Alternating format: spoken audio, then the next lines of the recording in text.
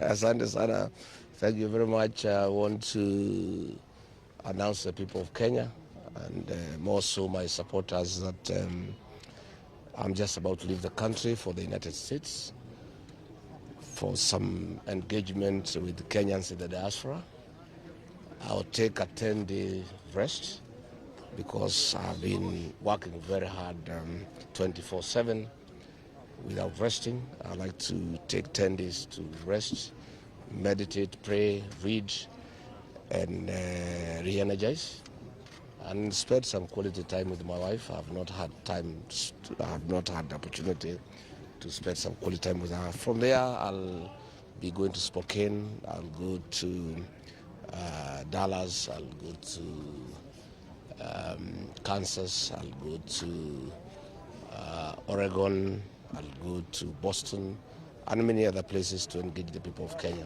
But as I leave the country, I've heard the president say that he'll take charge of dealing with goons. I'm very happy because the last time I was in the States when I came back, Kipchumba Murkomen had organized goons to rain terror on me and my supporters here in Nairobi. And now that the president has said that he'll take care of goons in person, I trust now it will be done because he's the president. And if it does not happen, then it means he's the one behind the goons, or he must resign as president of the Republic of Kenya because he has given a commitment to the people of Kenya after goons rain terror in his own meeting. And I don't know why Murkomen did not advise him not to go where goons are, because the other day he said once you know there are goons, you shouldn't go there. I think Murkomen has really messed up his boss because he is the appointing authority. He should have advised him that there will be goons in Murwa Dikil, and per his advice, William Ruto should not have gone to Murwa Dikil. But let me advise William Ruto, if he is serious, he wants to deal with the goons, he must sack Kipchumba Murkomen and Remo Domoro because they are the planners and financiers of goons in the country.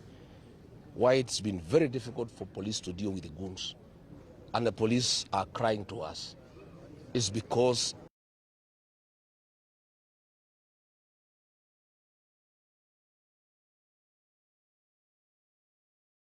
operations confidential expenditure, and that is why it has been very difficult to deal with goons.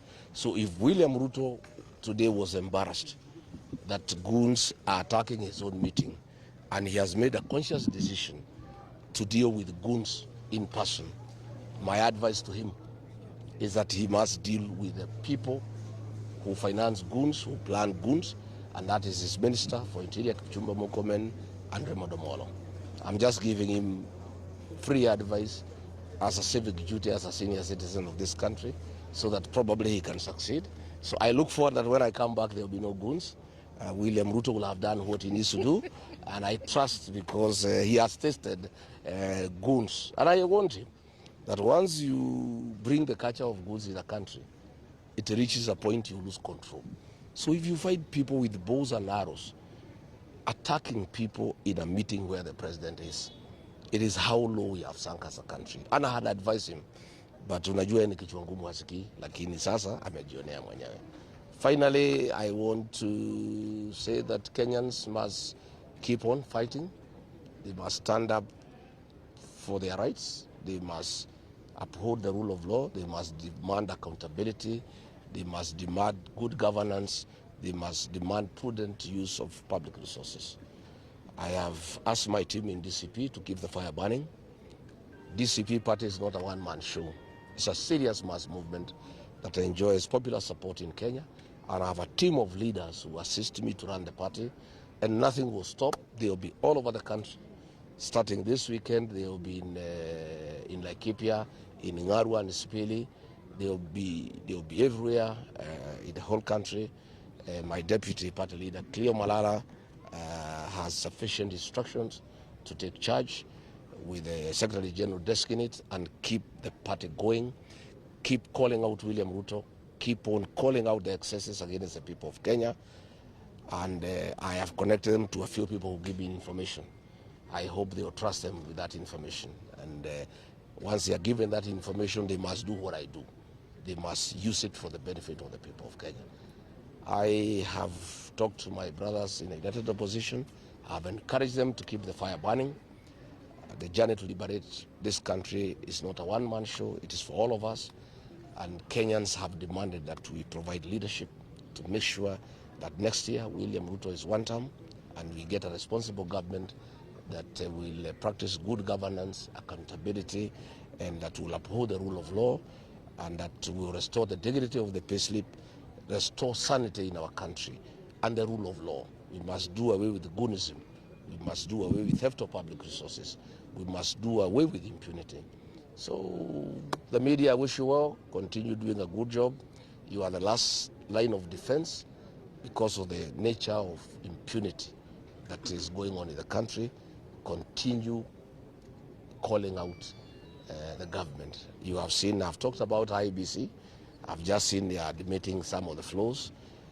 The tender for the procurement of the transmission system has been tailor-made for a South Korean firm, and there's a big kickback of almost 2 billion shillings going to the IBC commissioners and Hassan Joho and William Ruto, and that system has failed in every country it has been tried. We cannot accept it here in Kenya. It must be rejected in total because we want to have a free, fair, verifiable elections next year where the sovereign will of the people will prevail. Asanteni sana, natakia nyinyi na musalimiane mkifika nyumbani. May I ask you a question? Yes. This trip to the US, is it a continuation of last year's? Because from what we understand, you had to cut it short because of the by-elections. Is this a continuation? Consultations is a continuous process. I believe our party, DCP, talks about listening to the ground. Not just the ground in Kenya, but even in overseas where Kenyans are. I am going to continue consulting the people of Kenya. I've concluded a 56 days conversation with the people of Kenya in Wamanyoro. I want to go and engage the people in the diaspora. They are very serious stakeholders of our country. They contribute. They are actually the largest foreign exchange earner for our country. And I want to go and talk to them. I've seen you have been sent some questions. You can read for me. It's recording. Okay, very well. You know, anytime I'm interviewing this fellow, the PS for Interior is called Omolo. When I had Ramogi, he was sending questions to the to the presenters. Again, when I had college in stations, Mayo from State House was sending them questions. But I'm able to answer any question, either from the journalists or whoever has sent them. You know, we had reached a point where we were almost expecting the opposition to give us a one person who is going No. Hold your horses, my dear. I have not finished. He's actually supposed to be the presidential candidate for 2027. Now that you're taking the trip to the US, is this something that will be put on hold until you come back? Let me tell you, my dear, and the people of Kenya, choosing a single presidential candidate is the easiest of all the challenges that we have ahead of us. We can meet one day for lunch, and before dinner we have a candidate. The real job, and that's what I'm doing, and that is what I expect my colleagues in the united opposition to do, is political mobilization against William Ruto, is to persuade the people of Kenya that they must register as voters, they must come out and vote out William Ruto and vote in a responsible government. That is the most difficult part and the most urgent, and that is what is ongoing. Once Kenyans have been mobilized successfully, and I've told everybody, the politics of Kenya revolves around regional blocks. Once these blocks have been mobilized successfully, I, for one, I can confirm, I've mobilized the mountain to Amman. I've mobilized the city of Nairobi, the Maa Nation. I am actually now working on the Kipsigis community, and you can see it's working. I was there on Friday last week. William Ruto was there today, crying to the Kipsigis that they are embarrassing him by coming to Amanyoro. And they said, no, if we never went to Amanyoro, we would not have come here. So this Rigiji guy is a real thing. And we want him to come to Bomet, we want him to come to Kericho, so that you can come and work for us. Because I was able to persuade the Kipsigis. This is William Ruto, because I know him. He only works for those people who oppose him. He's just interested in being elected. So if you support him, he ignores you. If you oppose him and say you not vote for him, he works for you. And I think the Kipsigis have learned the good way and how to do it. So I was there on Friday. They welcomed me very well. William Ruto rushed there. The other day I was in Narok, he rushed there. So let us continue with the political mobilization. I want to ask Kenyans to be patient.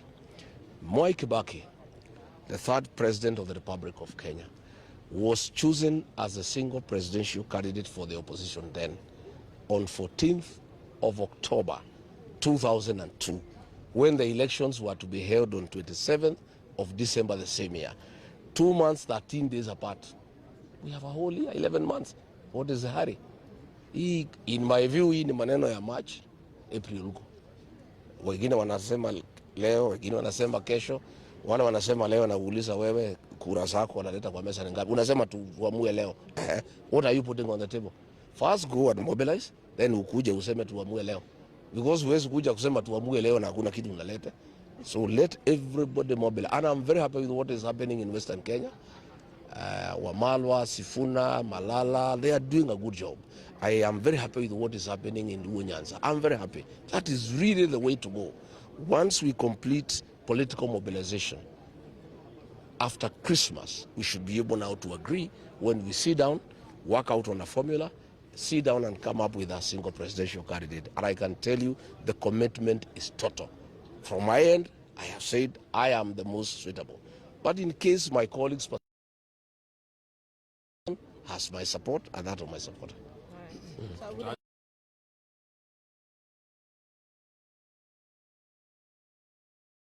Idea. It's a scheduled flight. If you don't mind, would you share with us the kind of people you're likely to meet if you're going to meet government officials? No, you